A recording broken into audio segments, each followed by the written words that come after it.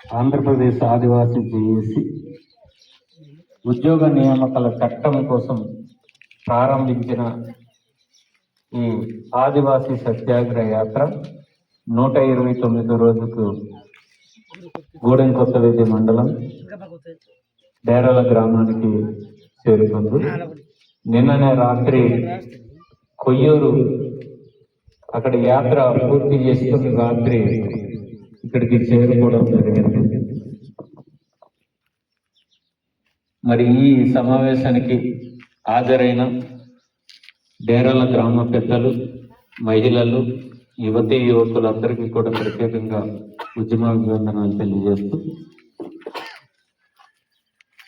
మిత్రులారా, ఈ భూమి మన కోసం మనది అని చెప్పుకోవడానికి మనకు అనేక మంది మన పూర్వీకులు త్యాగాలు చేసి ఉన్నారు. ఈ ప్రాంతం ఒక సందర్భంలో చరిత్రపరంగా చూస్తే ఈ గూడెం కొత్తవేదికి చాలా చరిత్ర ఉన్నది. ఈ ప్రాంతంలో ఒక గూడెం రెబలియన్ అనేటటువంటి ఉద్యమం కూడా నడిచింది ఈ ప్రాంతం నుంచి. అలాగే ఈ ప్రాంతానికి దగ్గరగా మనం చూసాం, ఈ కొయ్యూరు పరిసర ప్రాంతాల్లో జరిగిన పితూరి, రంప పితూరిగా మనం చెప్పుకునేటటువంటి పితూరులో మన పూర్వీకులు బోనంగి పండుపడాలి, తగ్గి వీరయ్య దొర, ఇలాంటి వాళ్ళందరూ కూడా గంటం దొర, మల్లు దొరలు, వీళ్ళందరూ అంటే ఇంతమంది చేసినటువంటి త్యాగాల ఫలితంగా మనకి ఈరోజు ఈ భూమి మన చేతికి వచ్చింది. అంటే ఒక 100, 150, 200 సంవత్సరాలు మన పూర్వీకులు, మన తాతలు, ముత్తాతలు వాళ్ళు త్యాగాలు చేసి సంపాదించినటువంటి భూమి.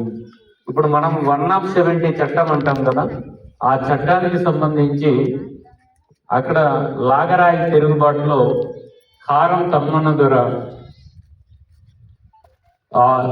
మరణంతో వచ్చినటువంటిది చట్టం 1917. ఈ రోజు కాదు, అంటే బ్రిటిష్ కాలానికన్నా కూడా బ్రిటిష్ వాళ్ళు ఈ దేశానికి రాకుండా ముందు కూడా ఆదివాసులు యొక్క పోరాటాలు నడిచింది. ఆ సందర్భంగా వచ్చినటువంటి ఈ భూమిని మనం కాపాడుకోగలిగితేనే ఈ మనకు పిల్లలకు చదువు వస్తుంది, ఉద్యోగం వస్తుంది, మనకు అన్ని హక్కులు ఉండే అవకాశం ఉంటుంది. ఆ చట్టం కానీ పోయినట్టయితే మనం పూర్తిగా ఈ ప్రాంతం నుంచి మనల్ని బయటకి గెంటేయడానికి కోసం అనేక మంది bauxite mining, laterite mining, hydro power ప్రాజెక్టుల వంటి కార్యక్రమంతో ముందుకు వస్తున్నటువంటి సందర్భం ఇది.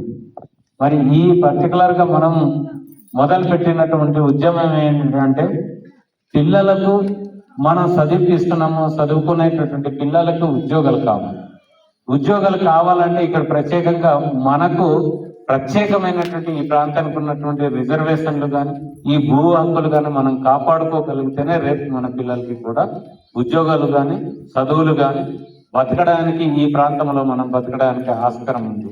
లేదు అంటే అది కూడా మనం కోల్పోయేటటువంటి పరిస్థితి ఉంది. 2020 ఏప్రిల్ 22వ తారీఖున కరోనా కాలంలో అందరూ భయభ్రాంతులుగా ఉండి కనీసం పురుడు తల్లి ఎత్తుకొని పిల్లల్ని ముద్దాడుకోవడానికి కూడా అవకాశం లేనటువంటి సందర్భంలో మన నోట్లో పోడుని తీసేస్తూ ఈ జీవో నెంబర్ 3ని రద్దు చేయడం జరిగింది. దాని కారణంగా మొన్న డిఎస్సిలో మన పిల్లలకు రావాల్సిన ఉద్యోగాలు రాష్ట్ర వ్యాప్తంగా 5,000 ఉద్యోగాలు మన ఉద్యోగాలు పోయింది. కనుక మీరు అనుకుంటారు, మీ పిల్లలు కానీ, మీ బంధువులు కానీ ఎవరైనా డిఎస్సి రాసినటువంటి వాళ్లకు వీడికి చదువు రాదు, ఆ చదవలేనందుకే ఇది ఉద్యోగం రాలేదని మీరు అనుకోవచ్చు. కానీ ఈ రాష్ట్రం మొత్తం తిరిగినటువంటి దాంట్లో చూసిన సందర్భంలో ఎవరు కూడా ఆదివాసీ పిల్లలకు నాన్ ట్రైబల్స్ కంటే కూడా గొప్ప మార్కులు వచ్చింది. ఒక్కొక్కడికి 70 మార్కులు, 80 మార్కులు, 90 మార్కులు, 98 మార్కులు వచ్చినటువంటి వాళ్ళు కూడా ఉన్నారు. వాళ్ళకి కూడా ఉద్యోగాలు రాలేదు. కారణమే ఏంటి అంటే ఇక్కడ మన ఉద్యోగాలు మనం తీసుకొచ్చి పల్లాపులకి ఇక్కడ తీసుకొచ్చి టీచర్లుగా నియమించడమే అదే చేసినటువంటి పెద్దగా కారణం. అంటే మన పిల్లలకు రావాల్సినటువంటి ఇందాకే మన రాజ్బాబు గారు చెప్పినట్టు మనకు అప్పుడు ఆ జీవో ఉండేటప్పుడు ఎన్ని ఉద్యోగులు అది 1000 కానివ్వండి, 100 కానివ్వండి, 10 కానివ్వండి, 1 కానివ్వండి, ఎన్ని ఉద్యోగాలు తీసినా మనకు మాత్రమే, ఆదివాసులకు మాత్రమే అది మనకు ఉండేది. కనుక ఆ ఉద్యోగం ఎవరికో మీ పిల్లలకి రాకపోయినా పక్కన ఉన్నటువంటి మీ బంధువుకో, మీ నేస్తానికో, చుట్టానికో సంబంధించినటువంటి